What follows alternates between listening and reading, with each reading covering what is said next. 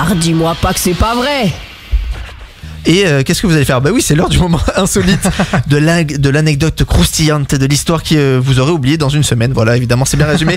Adrien, vous vous transformez en braqueur de banque. Et si je dis banque, la première chose à laquelle on pense, c'est évidemment un coffre-fort. Mais là, c'est pas n'importe quel coffre-fort puisque personne n'a jamais réussi à l'ouvrir.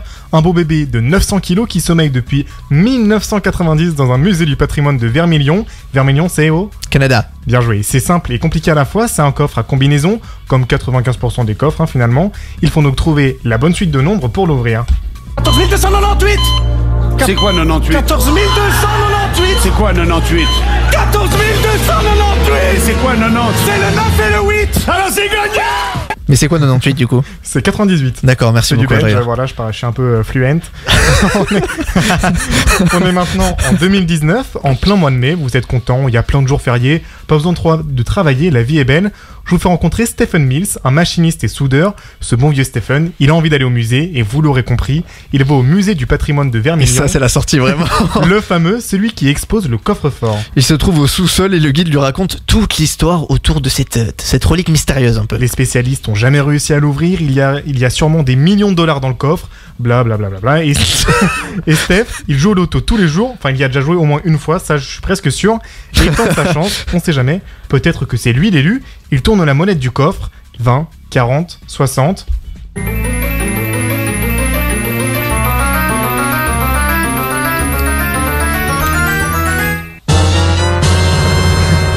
Il a réussi, c'est ouvert. C'était si long. Il a mis des nombres au hasard et ça a fonctionné. Et à l'intérieur, un trésor immense. Raphaël, vous pouvez même pas vous imaginer. Dites-moi, je vous écoute. C'est inestimable. Dans ce coffre-fort, Allez-y. il y avait une fiche de paie de 9,95$ des années 80. Non. Il y avait pas que ça, il y avait aussi des vieux papiers. D'accord. Oui, c'est très décevant. Wow, jackpot. Mais la situation, par contre, elle est vraiment exceptionnelle. Des milliers de personnes, dont des spécialistes, ont essayé d'ouvrir le coffre. Et c'est un soudeur qui a mis des nombres au hasard qui a réussi. Percer ce mystère de plus de 40 ans était toutefois bel et bien inestimable. Excellente phrase pour terminer cette chronique. Et inestimable non, vu que ça a coûté 9,95$. Merci Adrien Hardy.